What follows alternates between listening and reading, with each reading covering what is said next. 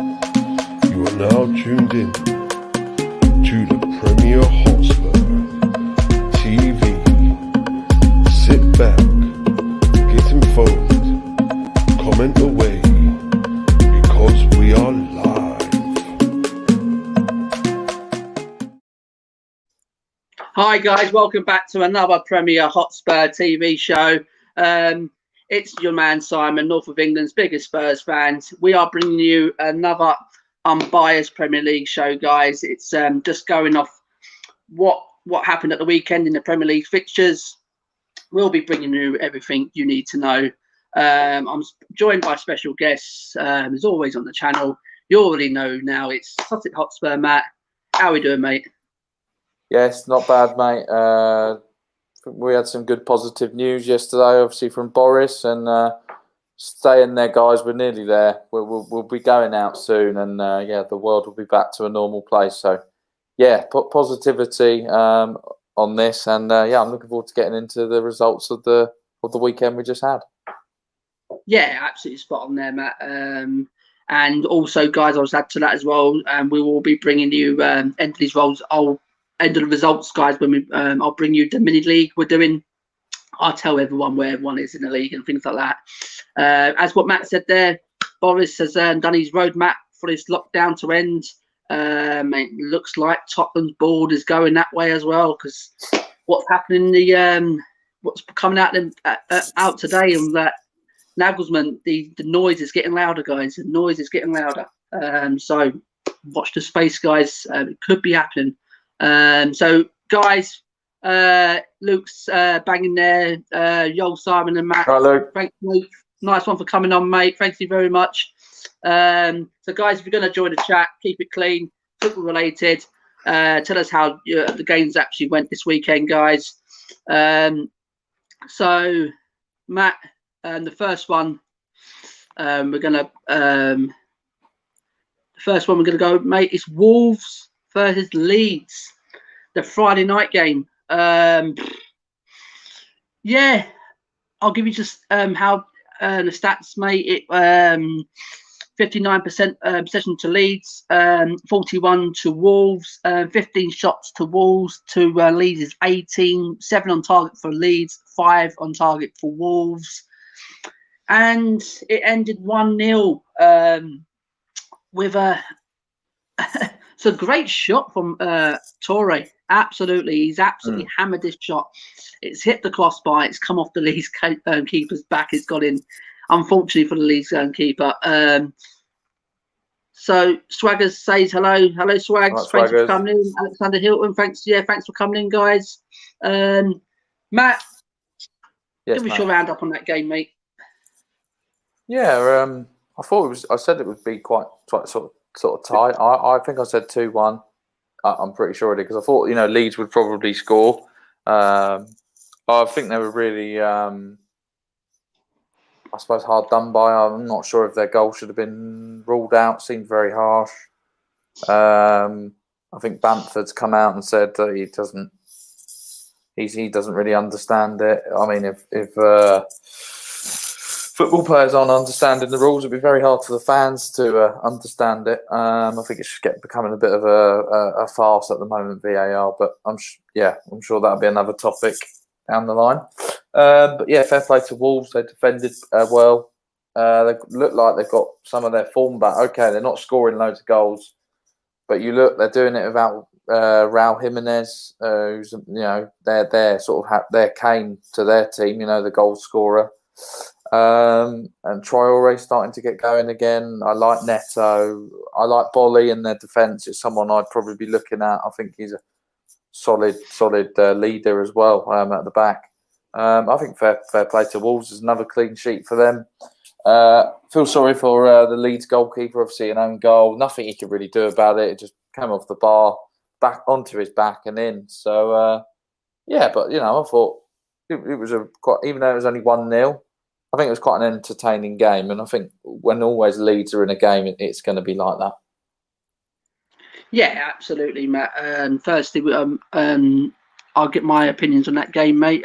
Paul's in the house. Thanks, Paul, for all the way from Florida again, mate. Thanks for that, pal. Ads in the house, beloved Hotspur. Yes, lads, how you doing today? Yes, we're doing all good.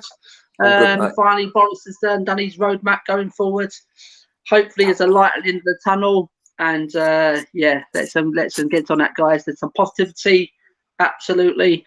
Wolves won, Leeds 0, and it was an end-to-end game. It really was. I think Leeds had more possession and more of the ball, really, and they had some real good chances as well. And the offside goal, actually said it was absolute elbow tips again. It was literally nothing in it, and this is where they got it.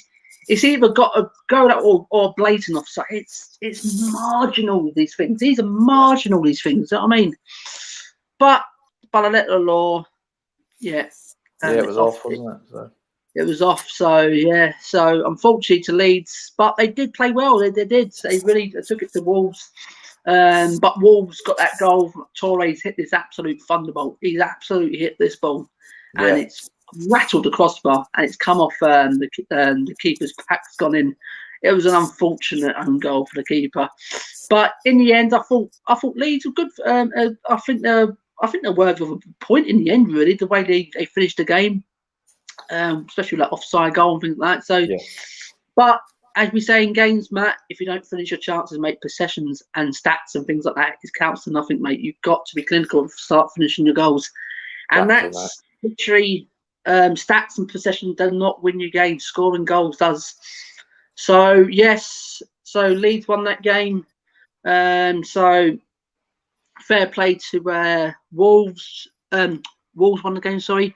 And we're on to the next one, guys. It was the Saturday, 12. Was it 12 o'clock or 12:30? One of them. The Southampton versus Chelsea.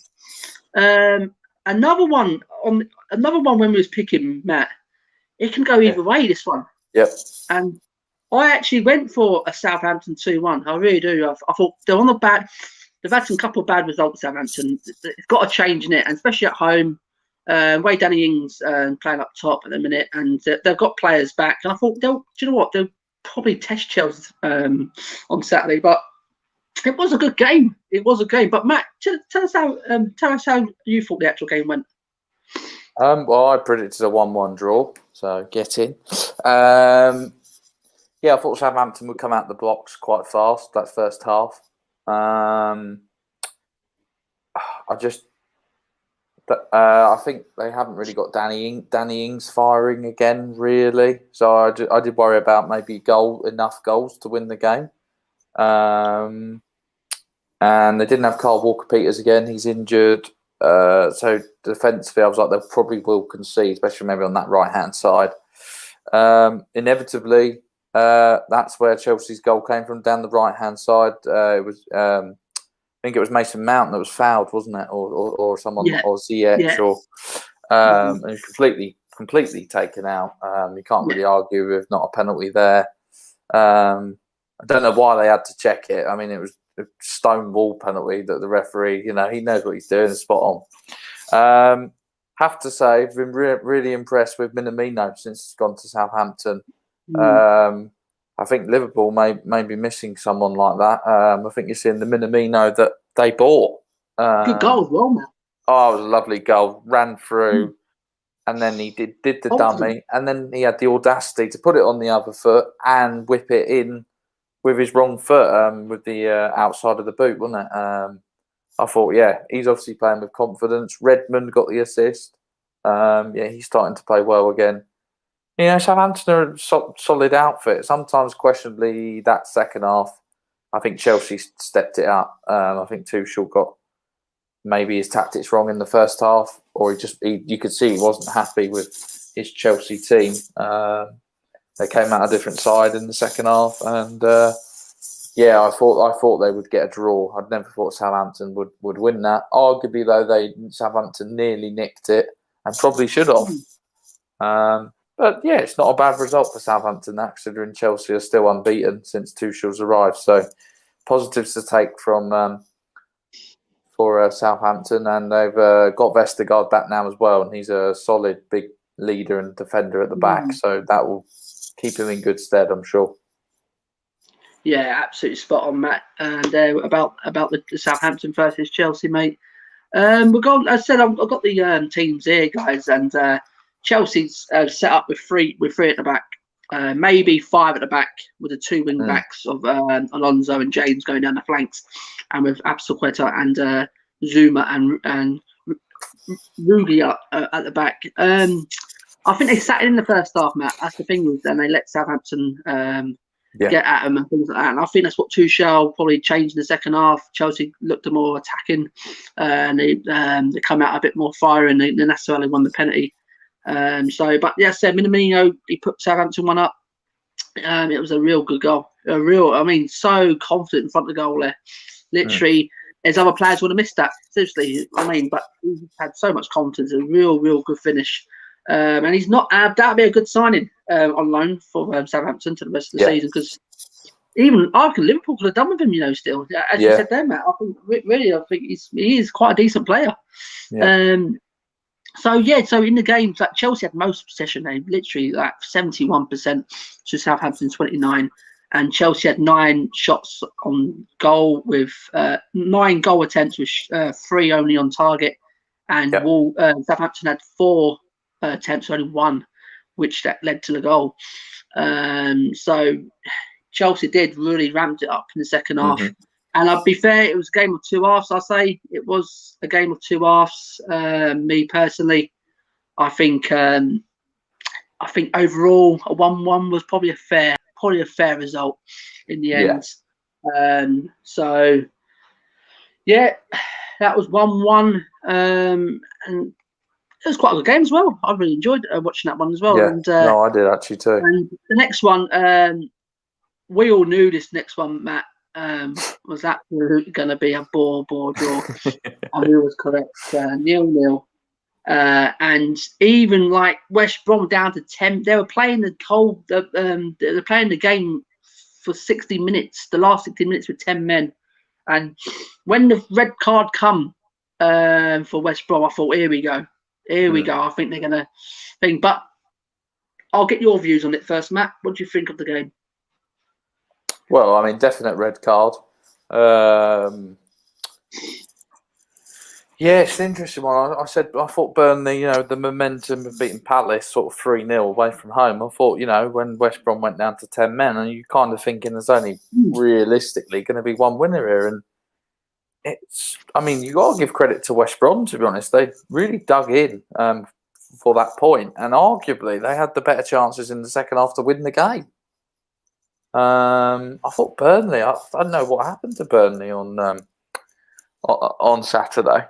I have to admit, it's a game I didn't actually watch live because, like you said, it's sort of one of those ones at 3:00 that's probably going to be pretty boring. Or there might be like a goal in it, but it's never going to. Then both those teams aren't going to get you off your seat. Do you know what I mean? Yeah, exactly. But I think you got to give. I think Burnley will be kicking themselves definitely, but I think you got to give credit to West Brom. They're fighting for their lives. They got a point. They will miss. I don't know. He says Ajayi, the one who got the red card. Ajayi, Ajayi. He is one of their top He's one of their top centre backs. He's got the pace. I do like Matías Pereira as well. He looks like a really good player, and he'll be. If West Brom go down, he will not. He'll probably be back in the Premier League in no time because I think a few clubs will be there. Yeah. Going for him. Yeah, spot on, Matt. With your comments on that game, mate. Yusuf's in the house. Big up Yusuf for coming back in. Thanks for your support as well, pal. Hello, guys. Nice background, Matt. And same as always, Simon. Yeah, same as always, mate. I'll never change me. Thanks, look at that. Great background there. I'm in London, mate. Big Ben, reporting Big live. Ben's going to strike in Mourinho's last 10, I think. I'm going down to the stadium in a minute, get the news. So Yusuf says anyone would have predicted that Burnley versus West Brom result, but I didn't think Burnley would not score after that. Their fine form. Luke said we should sign him. Yeah, that's what Matt said. He is quite a good defender. And we're going back there. After 30 minutes when West Brom down 10, and you expect Burnley to go on and win that game, and I think Burnley will be kicking the 100%. ball. But I'll just quickly go over this game. There's nothing really to talk about, guys. It was a 0-0. Me and Matt already said this will be a bore draw, but I did put it down as I thought Burnley would nick it 1-0 because that's how Burnley are sometimes. And they're at home. West Brom down to 10 men after 30 minutes, 60 minutes to go in the game, and I thought Burnley would get at least one, or maybe go and get two. But they didn't, did they? And just look at the ball possession: 62 to Burnley, 38 to West Brom. 6 goal attempts from Burnley to West Brom's 10, from 10 with 10 men, and 3 on target, and only 1 on target for Burnley. And that's the problem. And that's the problem, guys, with Burnley at the minute. So, apart from the sending off, it was a sending off. West Brom, fair play to them. They dug in. That was a good point for Big Sam, considering they're down 10 men for 60 minutes. So, fair play to them. Burnley missed the trick for not taking their chances. So, overall, you probably can say, Matt, a 0-0 with how West Brom's are stuck in there. We've got Alexander Hilton says Everton are making a new 52,000 seat stadium, and it will be ready in 2024-25 season.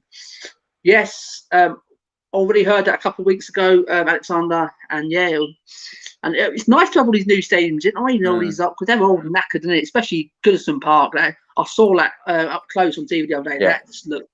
That looks like the old White Hart Lane. That does. Yeah, it looks like they're doing it the right way though. Yeah. They're going to probably build a squad first. Yeah, build a squad, and that's exactly how Tottenham should have done it. Build a squad first, and then take the team to a new stadium. Luke's says Pereira, yes, definitely. Alexander Hilton says 500 million in cost after making the new stadium.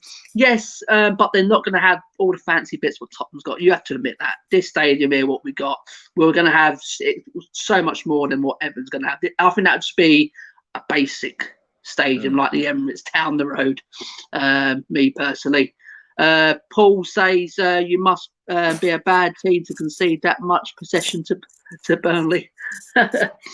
Considering that, Paul, they're down to 10 men after 30 minutes, mate. 60 minutes to play, and you will have banked your house on Burnley at least winning that game 1-0, at least 1-0. You know what I mean? So Burnley missed a trick there. So we'll go on to the next one. Which, Jesus Christ, I really do thought Liverpool would have won this. I thought the form's not great in the league. I thought that game against Leipzig would have changed them, but I'll get Matt's opinion on this game first. Matt, go on, mate. Yeah, well, I didn't predict an Everton win, but I said they might get a result. They did get a result. That's how you beat Liverpool. I think you need a bit of luck on the day. Liverpool dominated possession with 71% to Everton's 29%. So it was quite clear that they were going to let Liverpool have the ball and catch them on the counter, which they did with Richarlison. Liverpool gave too much space to James Rodriguez in that pocket, and he played a beautiful pass into Richarlison, and the finish was just beautiful. He buried it like he did mostly against us that night in the FA Cup. A player that is underrated, I'd say. He looks very good, Richarlison. Liverpool dominated. They had 15 shots overall to Everton's 9, but both teams had 6 shots on target, with Liverpool taking obviously none, and Everton scoring 2, obviously. I do, however, feel like that was not a penalty. I think that is very harsh on Liverpool. I don't really know what Alexander-Arnold can do there. He didn't trip him. He's almost just fallen over, and Calvert-Lewin bundled over him. It's not a foul either way. It's just it goes out of play and it's a goal kick or a corner. Do you know what I mean? I do have some stats for you. Got it, mate. Go on. Worry, Matt. Liverpool manager.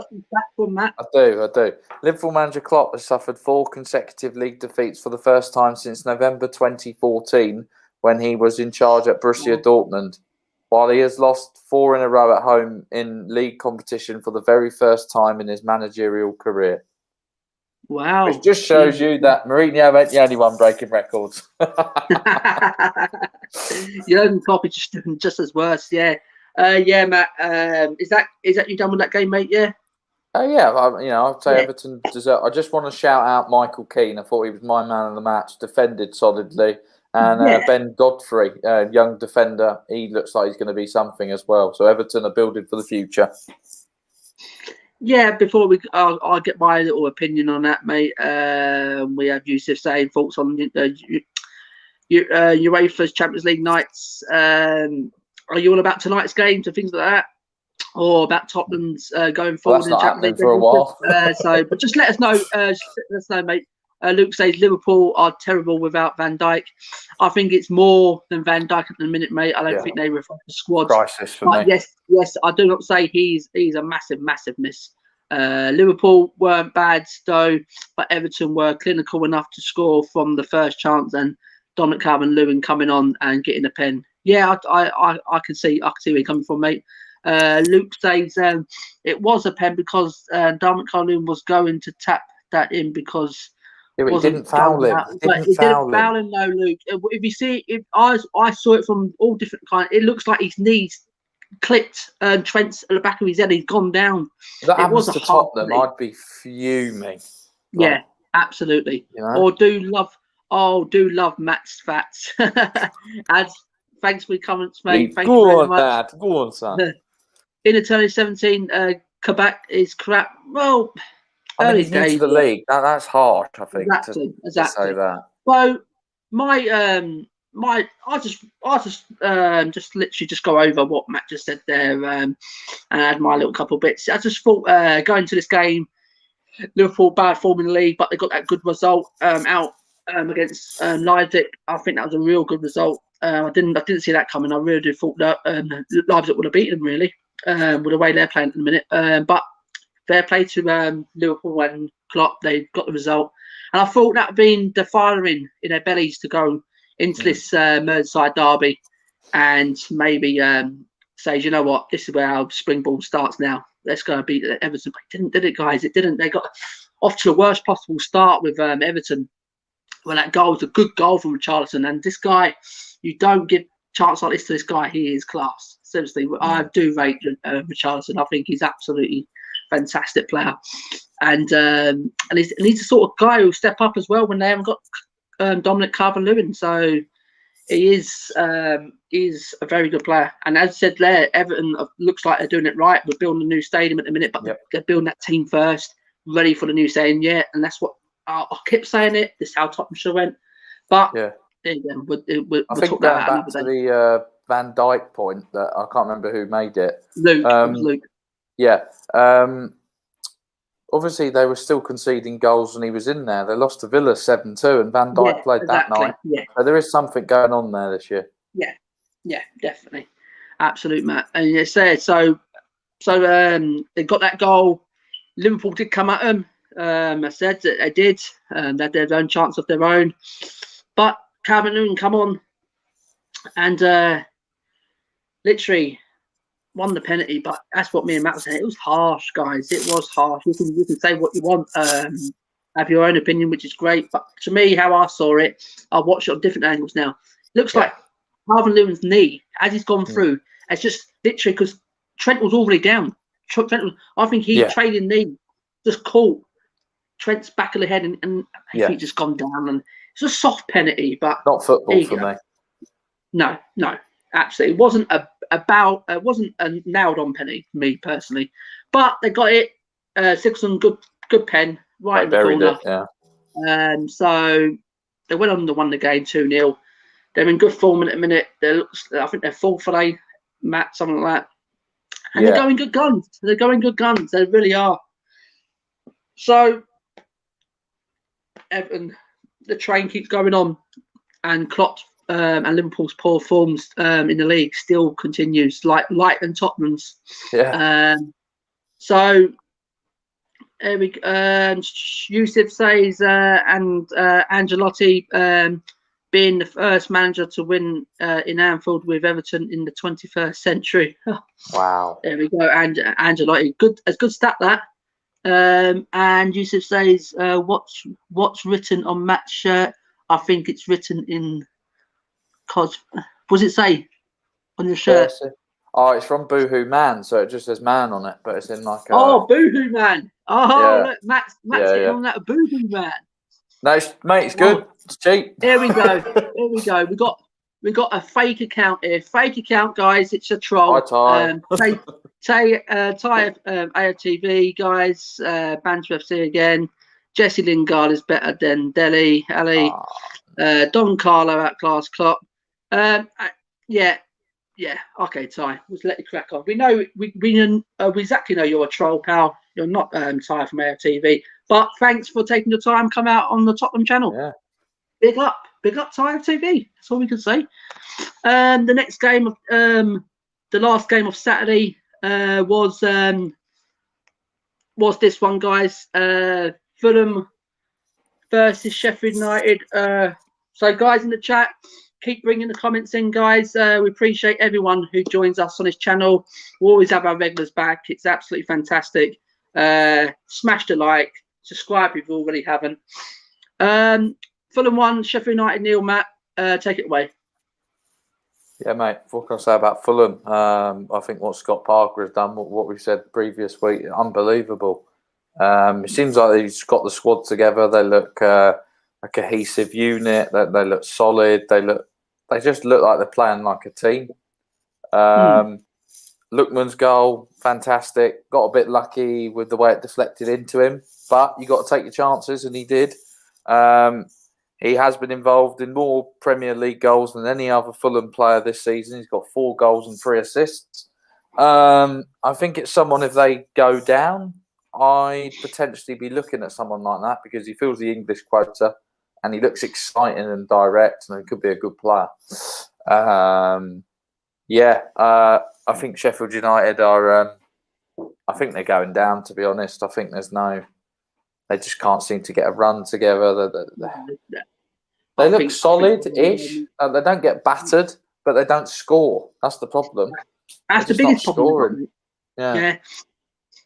But, it's going to be a tight race at that bottom with Fulham, Brighton, West Brom. It's going to be it could be an interesting race towards the end. But, yeah, fair play to Fulham and Scotty Parker. Go on, the Yid. Welcome, Martial is the GOAT United. Thanks for coming in, mate. Absolute a pleasure. Scott Parker is a good manager. Played very good attacking football. Yep. And Sheffield United has lost their scoring ability. I don't think they really had it. I think there was over the years, especially last season, they were just set up to hard to beat. That's how Chris Wilder team. They're solid to beat. Only against Tottenham they score. Yeah, exactly. So thanks for your comments, pal. Thanks for tuning in. Much appreciated. And it just goes to show, Matt, what I was talking about there. They don't score enough goals, and they've never have been a team that scores a lot of goals. No. But they're a team that don't let too many in because they're quite good at what they do, defending. Mm-hmm. This goes to show with the stats: ball possession 65 to Fulham and only 35 to Sheffield United. 15 attempts for Fulham and only 4 attempts for Sheffield United, and 2 on target. That just says it all. I know you're away from home, but we're creating more on that. And this is what I'm saying. He sets them up not to concede so many goals, and hopefully to get to nick 1 or 2 on the counter. But you can't play that when you ain't got the players. Like Sheffield ain't got the players to play that sort of that game, is there? No. But overall, Fulham, don't take it away from them. They've been great under Scott Parker. Had a dodgy start to the season, and we all thought, here we go, Scott Parker, first man to be sacked here. But I think he's turned it around absolutely fantastic. I really have. He's turned it around absolutely fantastic. Got some great results, and he's pulled this right around. And he's slow but surely. He may keep Fulham up. You never know. You see, let's see how it goes. If they still nick these 1-0 wins and things like that, you never know. And they've got some really good players as well. Lookman, he's been around the block a few times. Yeah, played at Leipzig as well, didn't he? A couple of seasons ago. Like Everton and all that. So he's Mhm. he's a good player. He needed to find a team that playing week in, week out, that loves him and gives him a bit of arm around the shoulder. Yeah. He's that sort of type player, and his goal was good as well. So overall, Fulham, deserved to win that game overall. And Scott Parker's winning train goes on again, and fair play to Scott Parker, absolutely fantastic. As I said, this is why this show's the Unbiased show, because if we're not biased at all, if people like that are playing some good football, and fair play to them. And so we're going to Sunday's games, guys. So guys in the chat, keep the comments coming, guys. Smash the like, subscribe if you already haven't, guys. It's free of charge, guys. Share this video out, guys, so we get some more viewers in then, guys. So the first match of the Sunday's games it's the 12 o'clock game, and it was up what's it called? The London Stadium. What Kev said, is it called? Council Tip, I don't know. I'll call it Council Tip. Stadium, Running track. Council Tip, whatever you want to call it.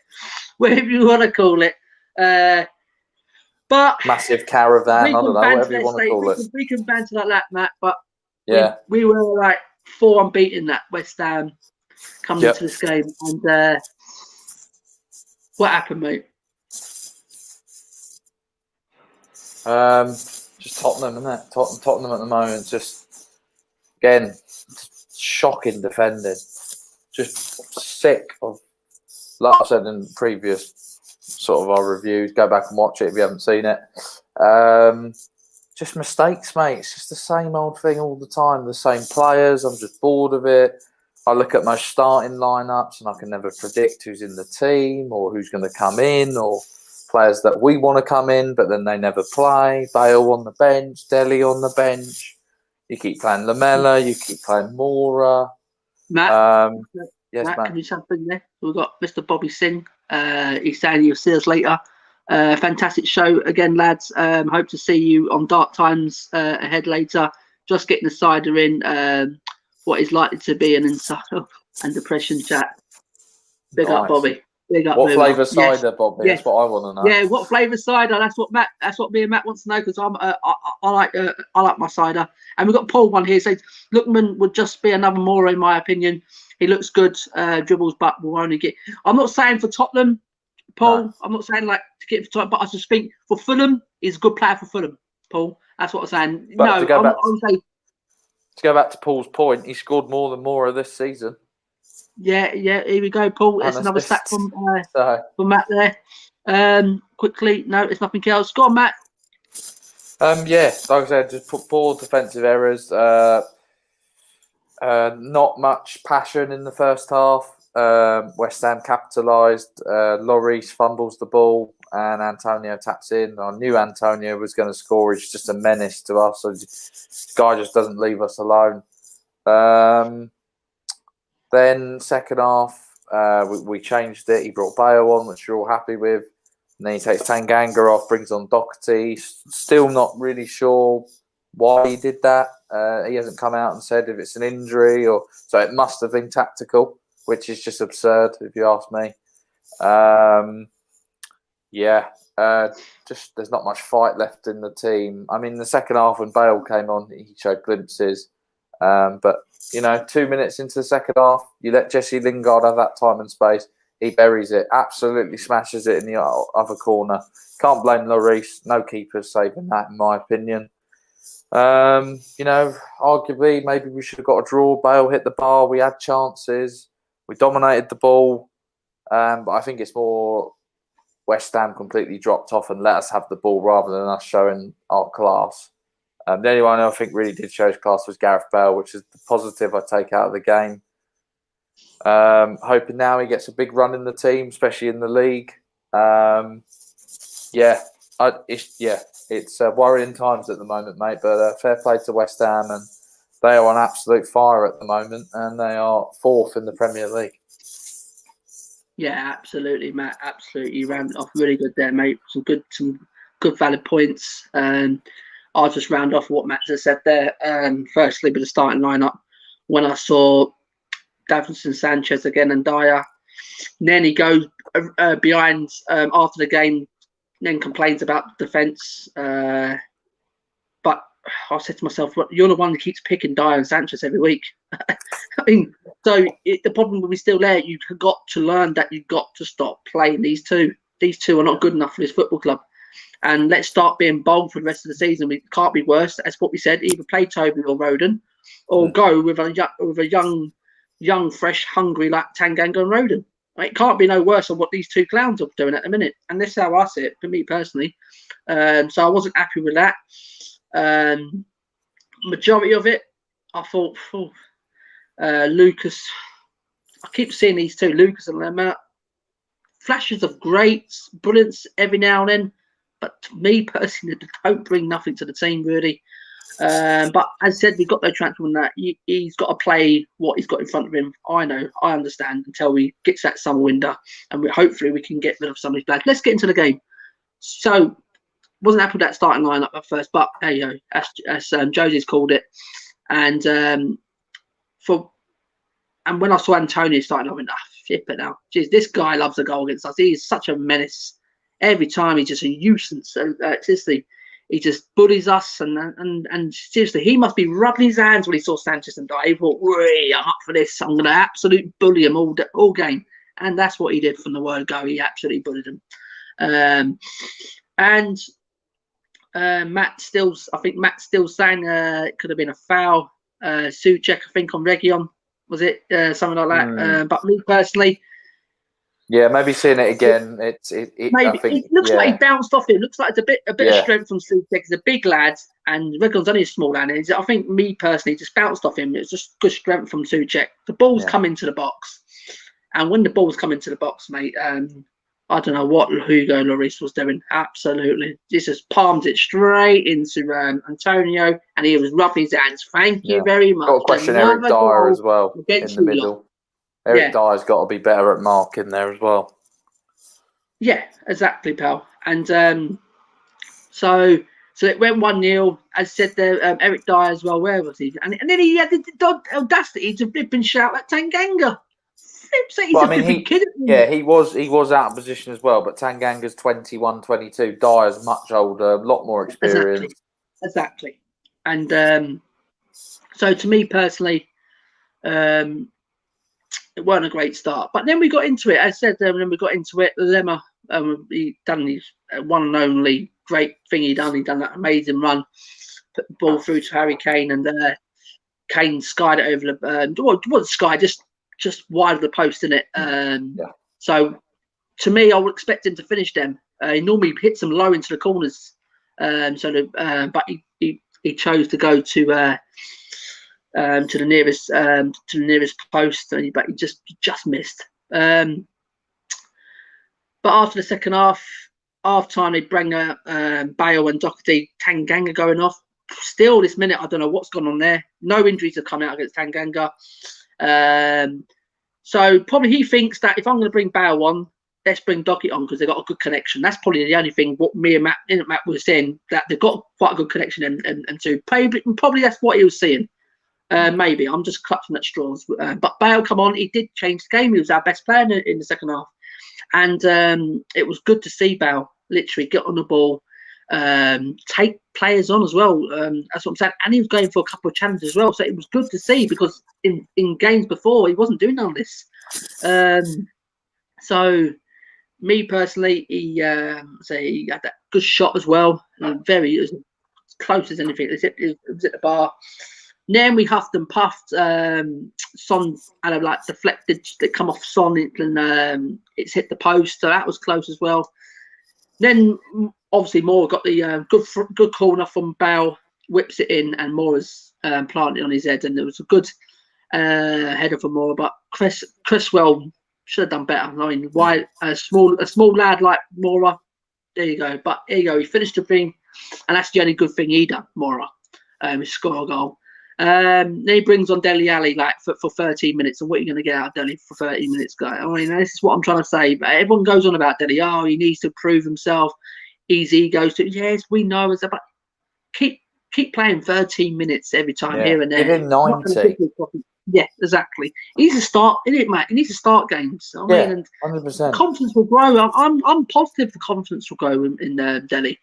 But in the end, West Ham actually in the second half as well. I said with Doherty, he gave the ball away on the halfway line. You know what I mean? Just come on. I mean, like, it was literally a couple of minutes. He gave the ball away already on the halfway line. West Ham got up the other end. They thought it was offside, but it wasn't. It was a great finish from Lingard. So it was 2-0. Then I said, then Moore got the goal for 2-1. Then Spurs did hamper the West Ham goal, but could not finish, get that second goal. So it ended 2-1, and you can probably say we may have deserved a point with our second half performance, but it's over 90 minutes. It's not over 45 minutes, and that's the thing. It's over 90 minutes, and you've got to say that West Ham overall they got 2 goals, and that's what wins you games. Goals wins games, and we'll go with Paul there. Paul said, I think he brought Doherty on because of the connection he has with Bale. Yes, Paul, yeah, brilliant. That's what me and Matt was just saying there. And what on Josh's channel last night, we was talking about that as well. And this is the one positive that he has combined well with Bale on the wing. Yeah, because I watch a lot of like training things with goes on in training grounds. I watch little clips, and it's always Gareth Bale always and together, aren't they? Always together. They're having a little mess about there. It looks like they're the jokers off the camp. You know what I mean? Always pranking things. Yeah, they looks like they've got a collection on the training ground. So yeah. So thanks for your comment, Paul. Absolutely fantastic, pal. Absolutely. Thanks for still coming with us. Martial is the GOAT. Says Sanchez is the weak link. Yeah, he's so weak, mate. Yeah. Did you see him versus Lingard? Yeah, we did, mate. It was Dyer as well, mate. And both of them didn't come across. They're backing off. Did not put one tackle in. If that was Rodon, I'm telling you now. Oh, he would have thrown himself at it. He threw himself at that ball. And Beloved Hotspur said, do you believe the talks that they are going for Henderson? Yeah, as you put it there, talks. I think that's all it is at the minute. It could be Henderson. I wouldn't say no. I'd rather have Nick Pope, but yeah. Alexander Hilton says, should we bring back Freud? No. That player sailed, and hopefully now he goes on to something, and I'll wish him good luck. Maybe can be turned to a good player, but he's had his chance at Tottenham.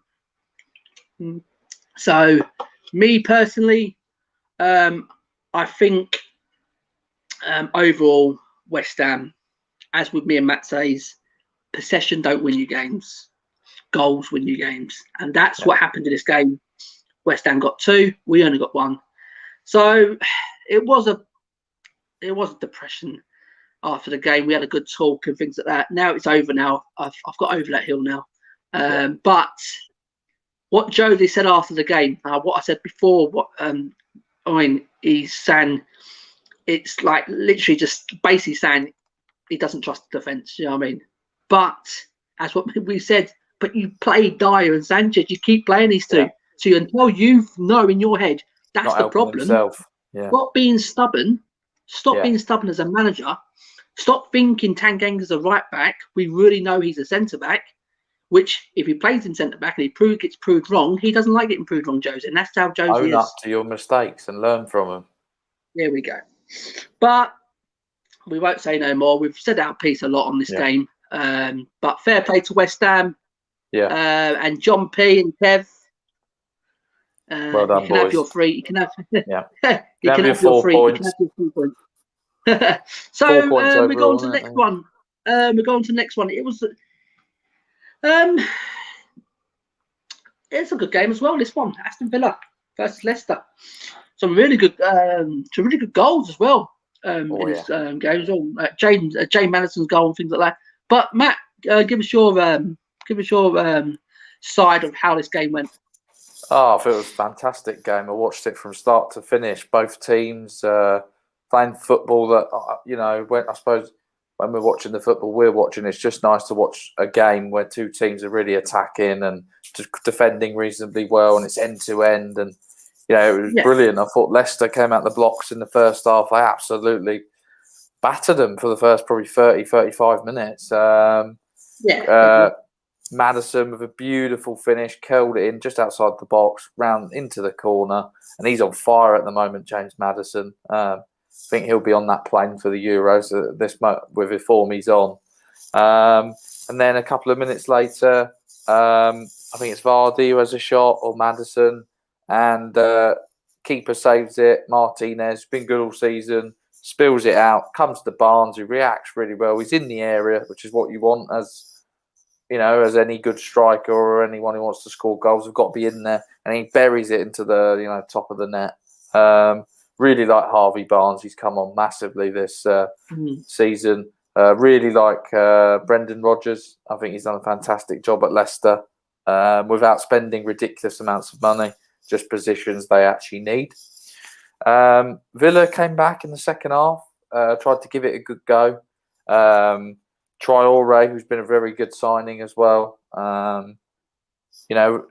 He was from, I think, Lyon or Lille or in the French league, and he's starting to score a couple of goals. He gets in the box well. I do think Aston Villa missed Jack Grealish a lot on Sunday. Big player. Don't know if he's injured for long. I don't even know why he was left out. Is it an injury? Do we know? What's that, mate? Sorry. Oh yeah, he is Grealish. injured. Jack. Yeah, he's injured. Yeah. And he got leaked out. He got leaked out. So and Dean Smith's not happy. He's gonna find out who actually leaked that one out. So sure, it's probably someone in the club or whatever. It has to be. Yeah. But Brendan Rodgers has a good record at Villa Park, and Leicester have won back-to-back away top flight matches against Villa for the first time since October 1960. So another stat for you, Adam. There you go. Facts with his facts. Good lad. But yeah, good game, and fair play to Leicester. They're on fire at the moment. Yeah, absolutely, Matt. Some good round up of that game, mate. We've got a few here, actually. Sorry, Matt. So, guys, I'll just catch up these chats before I get my view on the game. We've got Beloved Hotspur says, because of Hugo Lloris is at fault, but and all can we do the shit defence? Yeah. He's part of the defence, though, for me, Bobby Singh says, if we pick up the right results beforehand, our game against Villa could be seasoned. Absolutely, yeah. Bobby. I can see where you're coming from there, mate. I would love to see what Brendan Rodgers could do with this team. Yeah, absolutely. I said that on Josh's channel last night. I would love to have Brendan Rodgers at the club. It's Harvey Barnes. It's an equaliser. Yeah, Harvey Barnes is quality. Absolutely, yeah, he's really good. And Jay Maddison's a very good player. I would like him or Sabitzer. I like them both. Yeah. I like them both. I mean, I think it's all about squad depth. It's about squad depth. It's not all about the starting 11. We need quality depth. But I think Sabitzer would be a bit cheaper. I mean, Maddison's going to be a lot. Oh yeah, no, he's saying about at United. Yeah, I forgot. Okay. Yeah.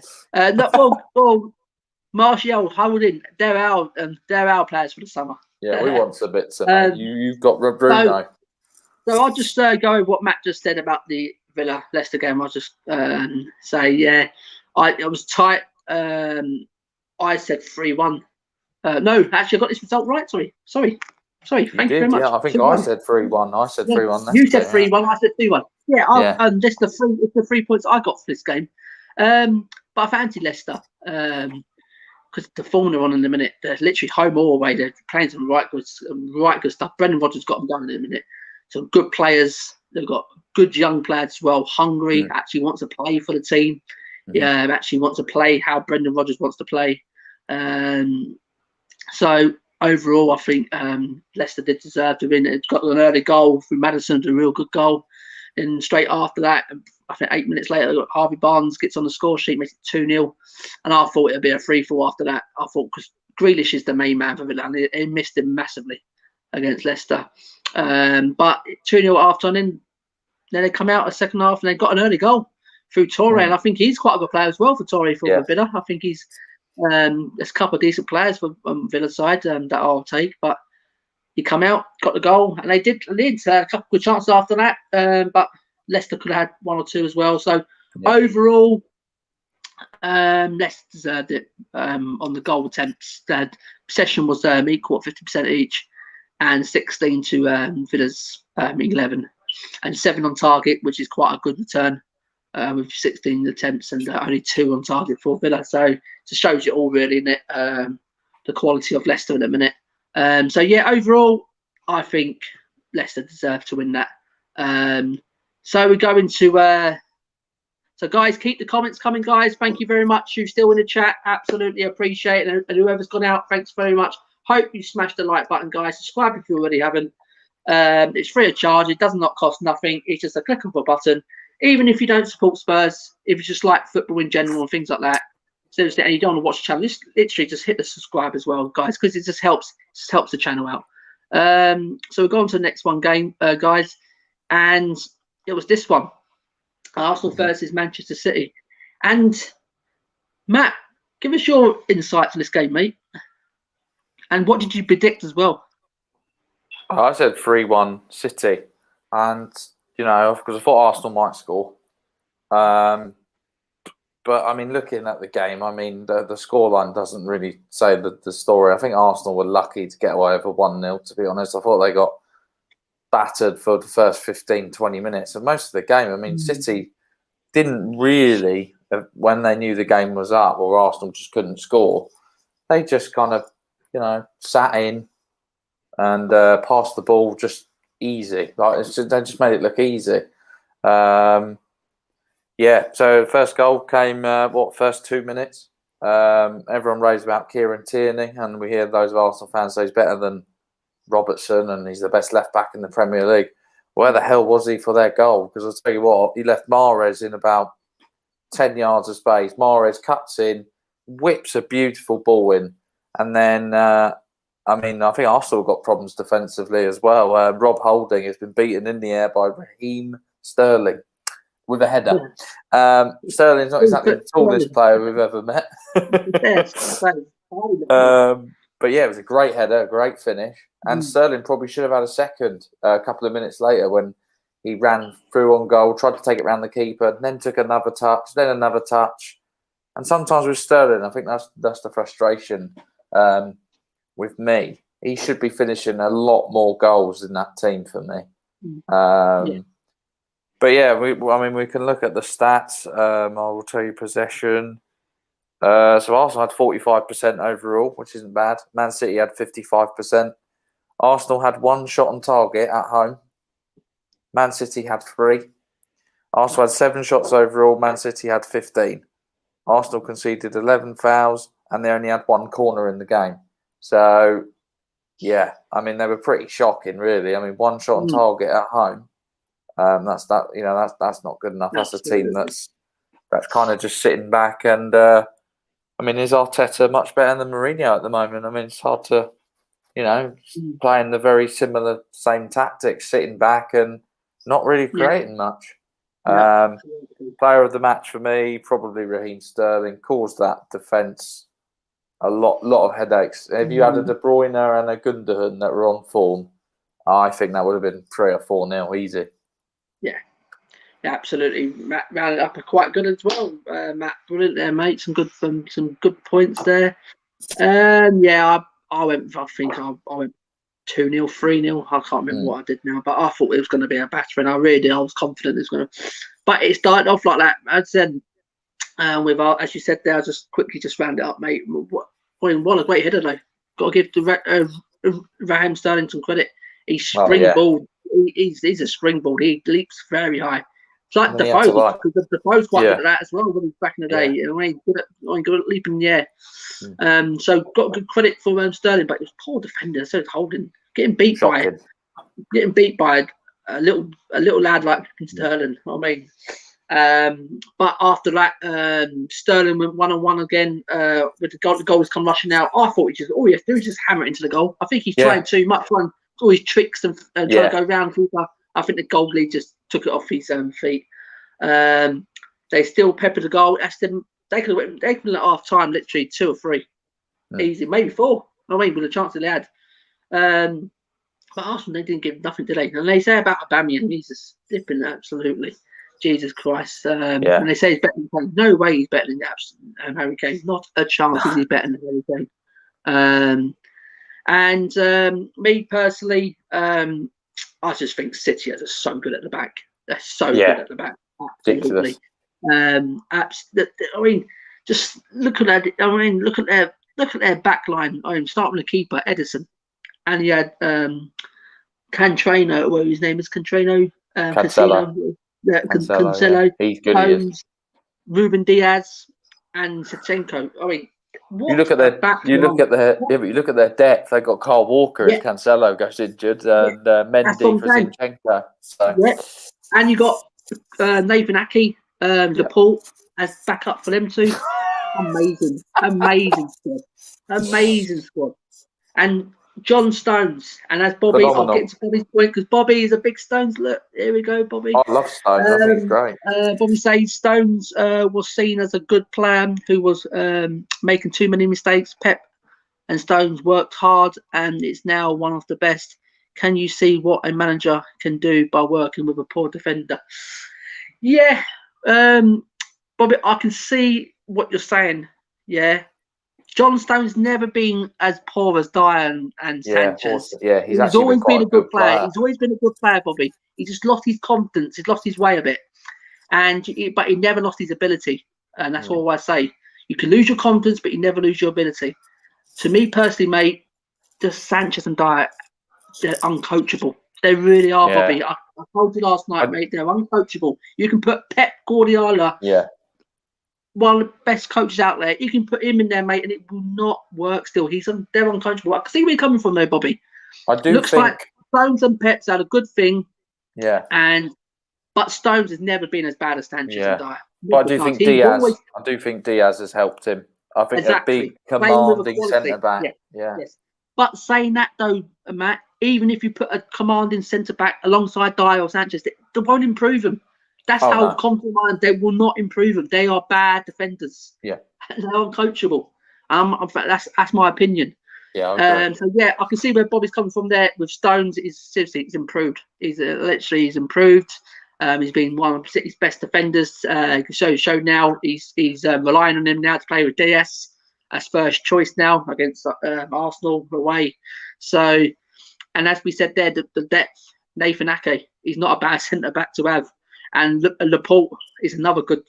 Apart from his injuries, a good centre back as well. So Bobby, I can see where you're coming from, though, Bobby. I can see where you're thinking, mate. Good, it's good, really good point. And Luke says, "What Diaz man of the match?" I think so, mate. He was fantastic again in it. Some of them blocks, and that's what Roland can do. For me, reminds me of it. That's exactly what Roland does. He throws himself and things like that. Seriously, this player's got to play. To me personally.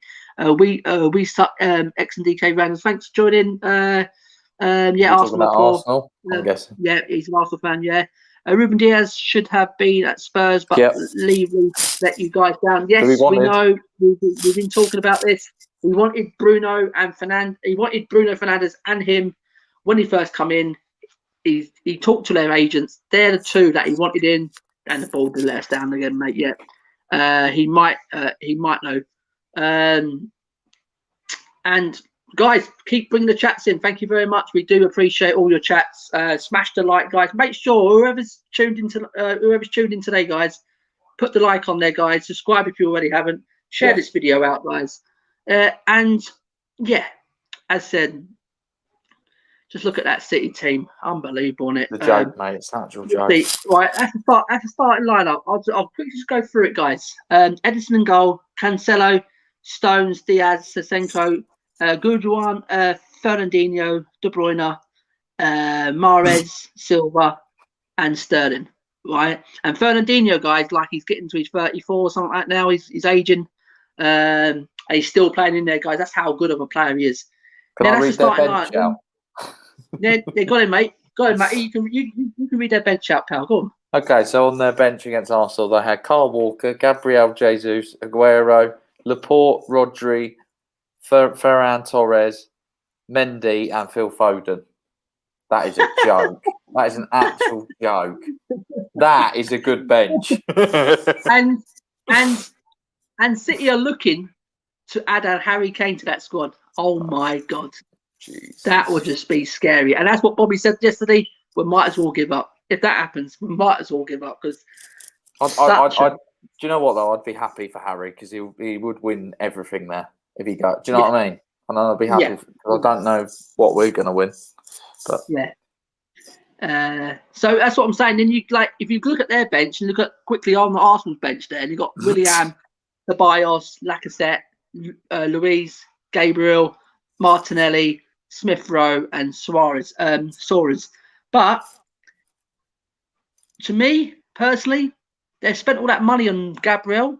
They haven't paid them, not playing him. I think he's better. He's better he's than their Mara. best defender. He's better. He's their best defender. Yeah. And then Luis is not.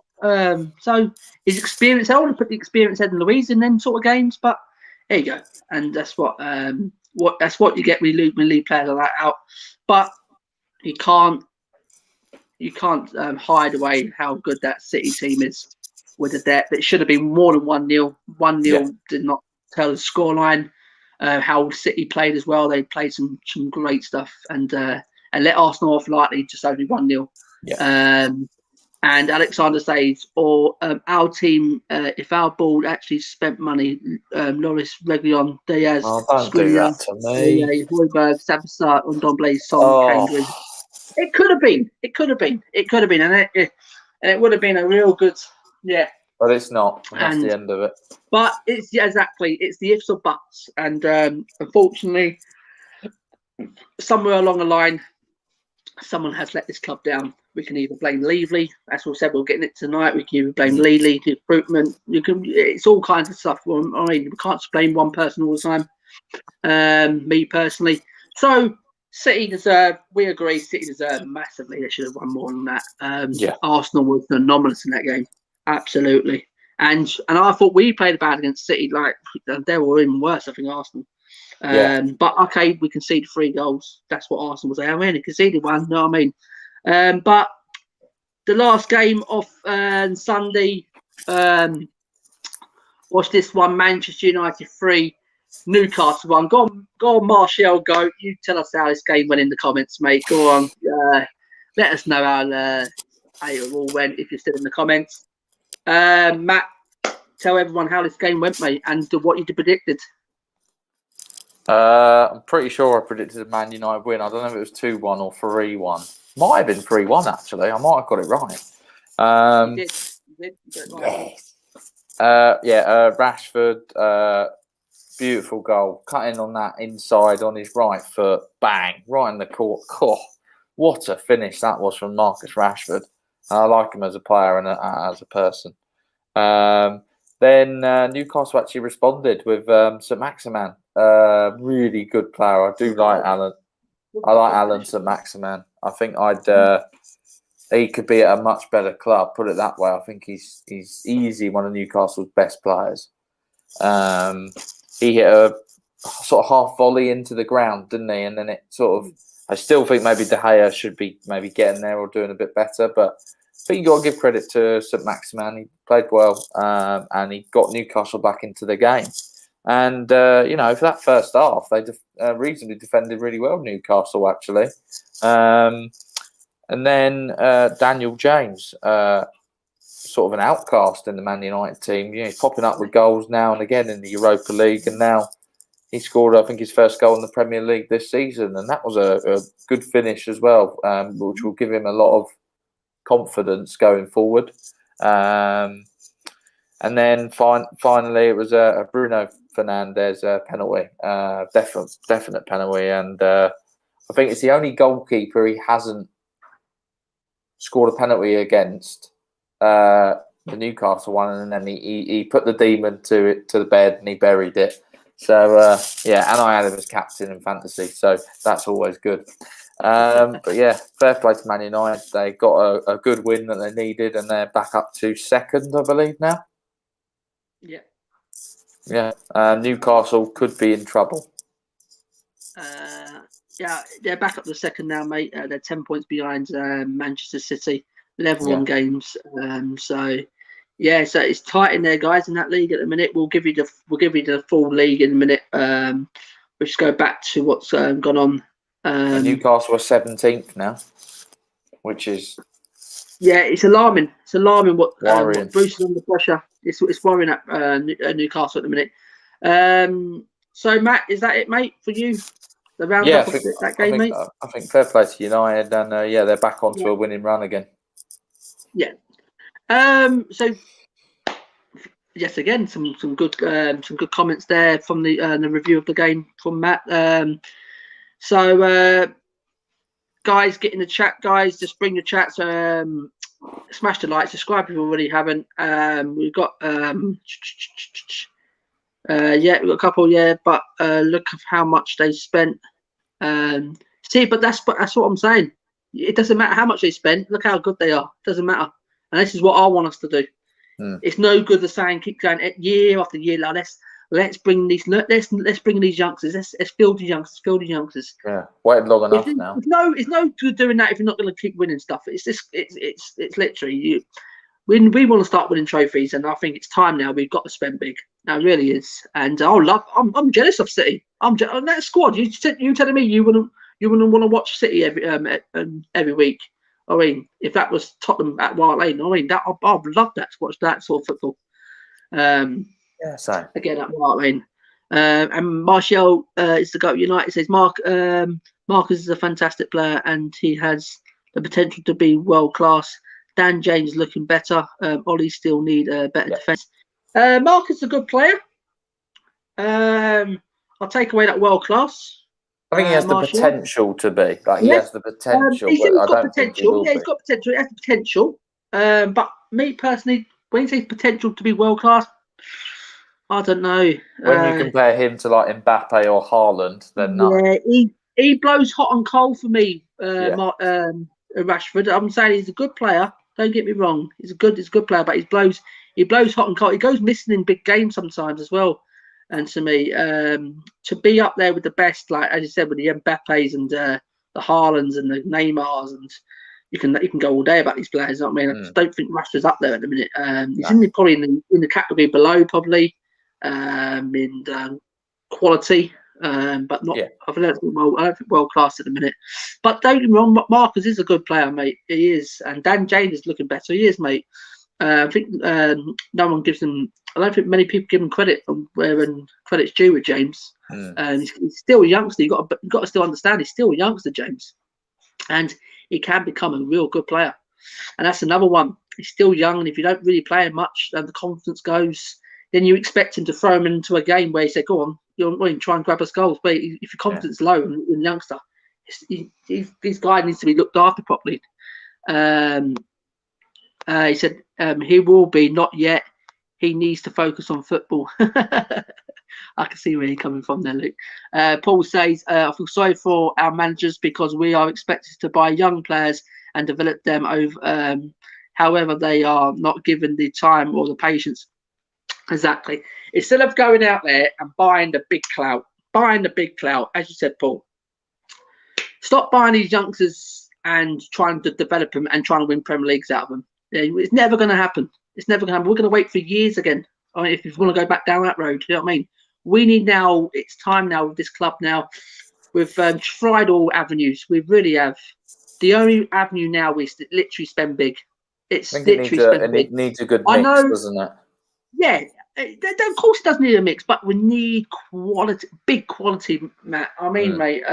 Yeah. Because if you're not gonna go that way, mate, you can say bye-bye to the Harry Kanes and the Sons. You really can off this world. You really can. And I don't blame them. And I'll tell you now, I'll take the hats off to them because they've tried their best for this club. Try to put us out of trouble. Try to win games. Try to win us trophies and things like that. And if the ball keeps letting this club down, letting our big players like that down, I would not say nothing over Harry Kane and Son leaving. And I think Paul's right there. We've got to stop thinking as a big team. Stop going out there thinking, we can. Don't stop thinking you could bring these players in and making money on players years to come. Stop thinking like that. Think about just winning trophies and go. Go out there. Think of trophies. Go and get a Ruben Diaz sort of type signing. Go and get them sort of type players. These are big players. I know he's a youngster as well. He's 19, 20, but he's quality. He's experienced enough. He was captain of Benfica at 19 years old. That's how good of a footballer this guy is. That's what I'm saying. That's that's the avenue we need to go down. We need to go down that avenue. Stop trying to think, oh, do you know what? We'll get him. All youngsters, 19 years old, and they're prospects for the future. We can make money. And that's all this club is at the minute. Making money on these players years to come. Forgetting winning trophies. It's all about profit. And that's the problem with this club. It will never change. You can bring in any manager you want in this club, but it'll never, never change. If the upstairs don't change their ways, you might as well just say, do you know what? Let's just keep to this boring football we're watching, these shit players we're watching, because that's how it is. What 3 top players would you buy right now? Me personally, in the summer, I would have got 2 centre backs. I would have got a Skriniar side, Ruben Diaz, and I would have got a Bruno Fernandes. But seriously. Jose Mourinho come in. He said to the board, right, these are the 2 players I want, Bruno Fernandes and Ruben Diaz. He spoke to both of their agents. I want these 2 at this club. I think both players got the same agent, that George Mendes. I think both. Mendes, if I'm right. And George Mendes is a very, very good relationship with Jose. And Jose was confident that these 2 deals would have got done. But the ball let us down, mate. And that's what I'm trying to say. Right? Them 2 with like a Skriniar, mate, seriously. I'm telling you now, we wouldn't be in this situation now where we're talking. If Jose got them 3 players, we would have been talking. Look at the creativity Bruno Fernandes brought to United. Take him out of that team. Yeah. Seriously, United are not winning most of them games. Seriously, it's through Bruno and his creativity. That's what we're missing, creativity in this team.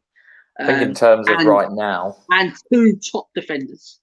Yeah. I mean, what I'm saying a minute about Roden Tanganga, that's all we got at the helm. That's why I say let's put them in. But if we had a Skriniar and Diaz, they'll have been my number 1s, right? And the likes of Roden and Tanganga can learn off these guys. You know what I mean? So that's my top 3. Matt, what's give Paul your top 3, mate? Who's the my players top 3 now? Obviously, Bruno's at United and all that. So no. I think he's on about. Oh, is it about right? He's saying right now. Yeah. What? Do you know what? That's like you can't even answer that question because obviously you can't get them. That question, Paul, should have been okay. Going into the summer, I would go going to the summer when we needed them, and I think that's what the question should have been. I'd go Skriniar or Botman, who's a Dutch international, who plays for Lille. So Sacramento knows him, and he's left-footed, so he plays the Vertonghen role. Fast, agile, tall. Then I'd sign Sabitzer because he's probably available for like 30 million. And then Danny Ings. Wow, Danny Ings, there you go. I mean, and I can see where you're coming from because Felicius ain't done it. Yeah. He's done it in the Europa League and things like that. But we don't play his style of football. Me personally, as we were talking about the other day with could you imagine that team if Kane's looking and he's got Ings behind him? He'll go shit. Exactly. And we've got a Sabitzer in there and we've got a Skriniar at the back.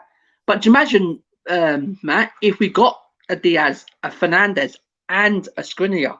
Yeah, but I feel like if we got like a Skriniar or a Botman, and then let's say we got Sabitzer and Danny Ings, I'd say that's a good window for me, and I'd say that's a bloody good player. Sabitzer over Fernandes then?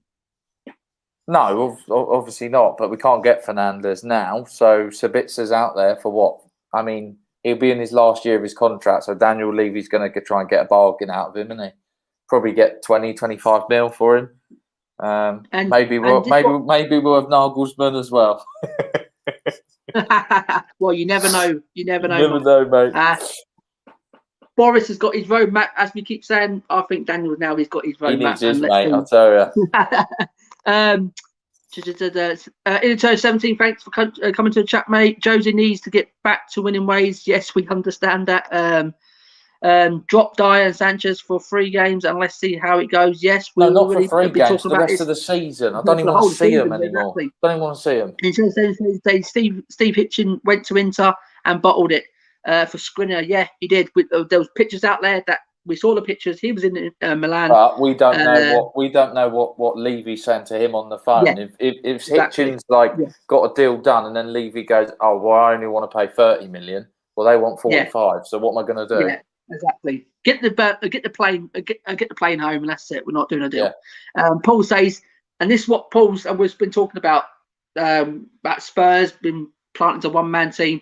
That's what he says. It's what frustrates me about the press saying Spurs are a one-man team. Look at United with Fernandes; they would be mid-table, man. I totally agree.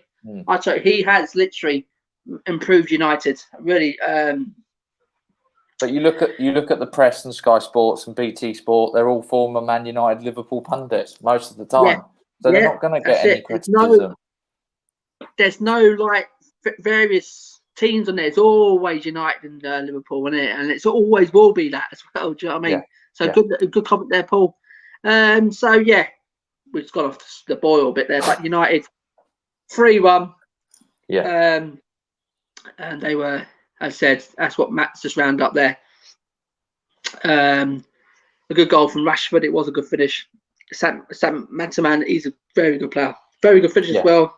Yeah. Winning at 1-1 at half time, and thought, you know what, Newcastle maybe can hang on here, or because we've seen what happens at Old Trafford sometimes, but they come out. Dan James got quite a good goal as well. Fernandes with a penalty. Game over. Overall, United, I think they deserve to win it at the end of the day. Yeah. So they go second in the league, and then it goes on to our last game of this fixtures, and Paul says, and have you heard Andy Goldstein on TalkSport? All he bangs on about is Kane leaving. Yeah, that's all you'll hear now. Don't listen to it, mate. Don't listen to it. Listen to it. That is it. TalkSport, absolutely talk rubbish, pal. Absolutely, all on that channel they talk rubbish. Me personally. So, guys, this is the last game of the fixtures, and it's the Brighton last night versus Palace. 2-1 Palace. Wow. But Palace's away form is good, guys. They are quite good. They're preferred away from home than at home this season. At half time, it was 1-0. But I'll let Matt go through how the game went. Go on, Matt. Oh, mate, so annoyed last night because Brighton are obviously close to my heart. One, I live in obviously Sussex, so they are one of the Sussex team. They're the only one. So yeah, and my other half family are all Brighton. So yeah, I had a bit of annoyed Brighton fan last night. They dominated, mate. I don't know how Crystal Palace have won that. That is robbery. That is the robbery of the season. That honestly, Brighton had 75% possession to 25%. They had 25 shots to Crystal Palace's 3, which Palace only got 2 on target. The more worrying thing for Brighton is they only got 5 on target out of 25, which comes back to mate. Honestly, I believe if Brighton had like a goal scorer like Kane who could just finish, or like we have. I believe they'd be a lot higher up in that league than they are because stats say, in terms of form in defence, they've been really good. They're unbeaten in the last 7, so they'll take a bit of credit from that. But yes, it's getting a bit worrying. I mean, you got to give a bit of credit to Palace because they dug in there, they defended well. They did get very lucky at times with blocks off the line, but sometimes you got to dig deep. I wish sort of we had defenders who'd throw themselves at anything in the ball, and but yeah, the game started. Brighton started quite slow-ish. Crystal Palace had a lovely goal on the break. Mateta, new signing, lovely. I don't know if you've seen the goal. It's like a lovely drag back heel into the net. Beautiful finish. Yeah. And it was an assist from Jordan Ayew, who's actually had quite a good game yesterday. Dug in well, and he played on the wing rather than up front. Brighton replied in the second half. They really did step up the tempo with the press. Joel Veltman with his first goal in the 55th minute. What a finish. On the swivel, on the turn for a right back. Unbelievable finish in the corner. So that's good for him to get going. And then, Brighton had all of it. Crystal Palace, 94th minute, ball comes in, Benteke up in the air. What a volley. What a volley into the other corner. Snatched the win. Daylight robbery. Got to feel a bit sorry for Brighton because they were the much better team, but Crystal Palace were more clinical. And it's like we say, if you don't score the goals, you don't win the games. Exactly, Matt. That's spot on there, mate. As I said, possession don't win your games. We keep saying this, goals win your games, and daylight robbery. I totally agree with what you say there, mate. Everything we said there. 1-0 Palace at half time, and then Brighton got the goal back, and Brighton just peppered their goal. Absolute peppered their goal. Chance after chance after chance. But I just think, me personally, Palace deserved it. Palace, they kept going. That's the thing with Palace. Yeah. I think they're the ones who went for it right at the end, and they got the goal, and it was really good. It was a really good finish by Benteke. Oh, it was a beautiful finish. It was really good. It was good from Benteke. Would you ever consider someone like Benteke as second choice striker at Tottenham? No, not really, mate. I think he's not with anything like that. No. He's not a bad choice, is he? He's not a. No. I don't know. He's not a bad choice. But me personally, he misses quite a lot, though, doesn't he? Yeah. Yeah, I think overall he's a good player for Palace. That's how I see it. He's a good player for Palace. But overall, Palace got the goal, and that's the thing. Goals win your game, Matt. And they do, mate. I think personally, they will. That's a massive win as well for Hodgson, because at the end of the day, they will. They were under pressure, weren't they? I have the best stat you will ever hear today. Are you ready for this? Brighton have never won a Premier League game on a Monday. Wow. Drawn 6, lost 3. Only Hull City playing more games on this day of the week without ever winning in the competition's history, and they had 10. So Brighton could break a record there. There you go. That's crazy, isn't it? Never won on a Monday. I think Brighton should say to that now. I don't want to play on Mondays no more. Monday night. As I said, overall, mate, you can pepper goals. If you don't put them away, mate, you just got to take your hats off to Palace. They kept going, and they went up to the other end, especially in 94 minutes or what? 94 minutes. Great, I think it was. Yeah. It was a great cross from Townsend. It was a great finish from Benteke. So overall, mate, fantastic from Crystal Palace. I'm glad for Hodgson because I like Hodgson as a coach. I mean, it's an old style coach, isn't it, Roy? So, but unlucky to Brighton. It was all that. But so, guys, that's it. That's all the results for the weekend. I think we covered them quite good. And Yusuf says, I'm back. Benteke, what a goal. Yes. It was. Is there a table in our league? Yes, I'm going to bring it up now. So, guys, all the predictions, what was at the weekend. I've got them right. I've got them right here. And I'm going to bring you them now, guys. And before that, so I'll go over. I've written down yesterday.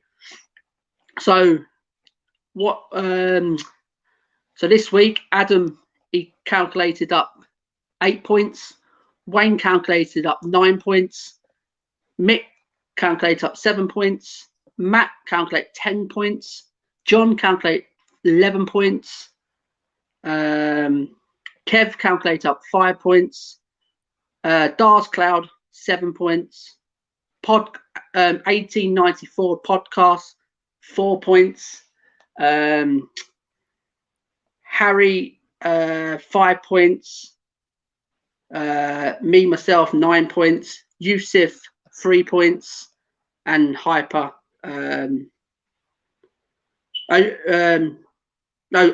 Sorry, Yusuf got 6 points. Sorry, and Hyper got none.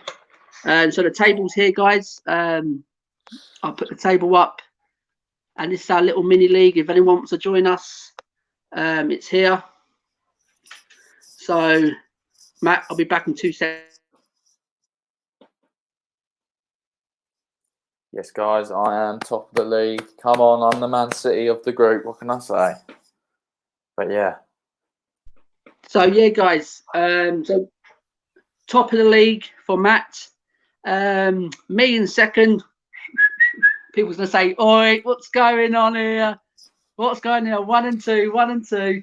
But then we've got third place. It's a joint first place with Adam on 13 and John on 13. We've got Wayne in fourth with 9. With Yusuf joint fourth with 9. Kev as well in fourth with 9 as well. So it's 3 in fourth with 9. Fifth place is Harry with 8. 6 is Darth Clouds and Mick on 7. 7th is Hyper and 1894 Podcasts on 4. So there's your table, guys. Whoever wants to join it and wants to start playing catch up on Thursday coming up, me and Matt will be back here 12 o'clock with the new predictions for the weekend. So after that video on Thursday, when it's loaded up on YouTube, get into the comment section and type in your predictions. Yusuf says, "Woo, 6 points." Yeah, you got a massive 6 points this week, Yusuf. And in the tennis, yeah, when we go live on Thursday, after that show, go onto YouTube, get into that video, into the comment section, and leave your predictions for the weekend's fixtures. And Yusuf says, "Woo, woohoo, Matt top. Would you switch your place with Tottenham and Tottenham take your place?" Hell yeah. So guys, it's been a good show again. Thanks for Matt coming on. Absolutely. No Anytime this guy will come on. We're doing another one tonight, guys. As said, don't go leave yet until you know what's going on tonight. Back here, 7 o'clock. We are bringing the debate, the topic's on dark times ahead at Tottenham and who's to blame. So if you want to get joined in with that one, guys, head over to the channel tonight, 7 p.m. We have got a good panel on. We've got myself and Matt. We have got Bobby Singh on. We have hopefully got Josh on as well.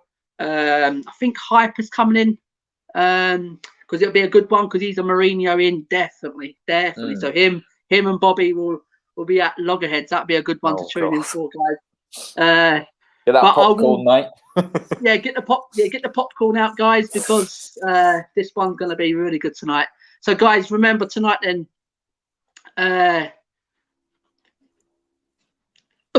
So tonight, guys, make sure you tune in if you want to get involved in the live chat, guys, because it'll be great to see you all over to there, guys. It's going to be brilliant tonight, guys. It'll be fiery.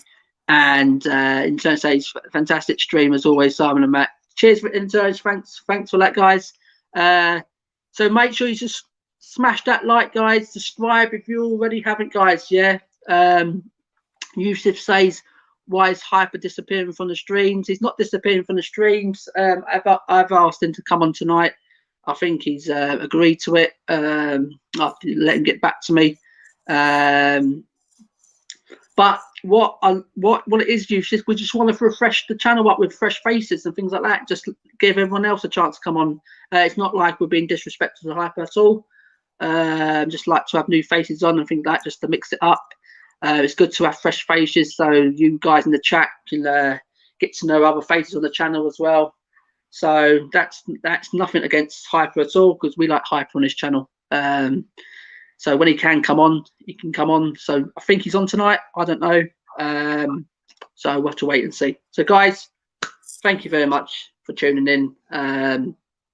Thanks for Matt as well. Literally, just thanks for coming on.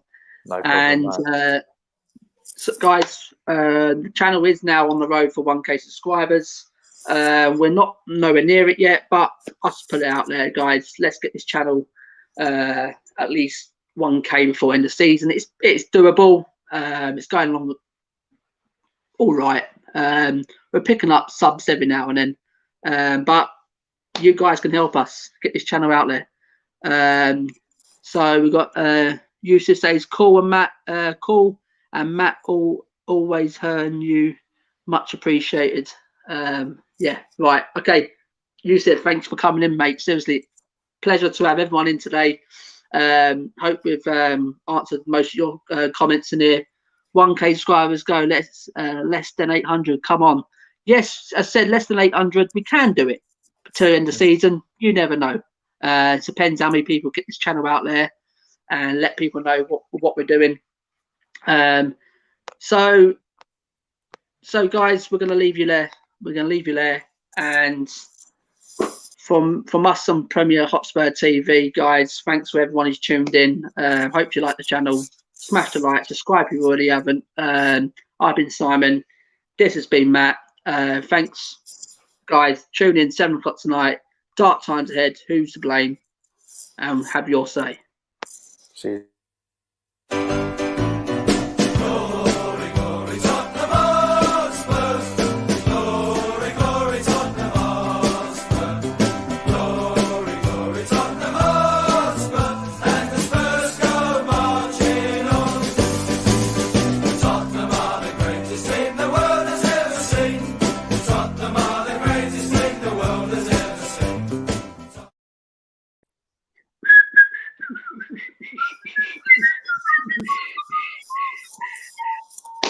Thanks for tuning in, guys. 7 o'clock tonight. Don't miss it.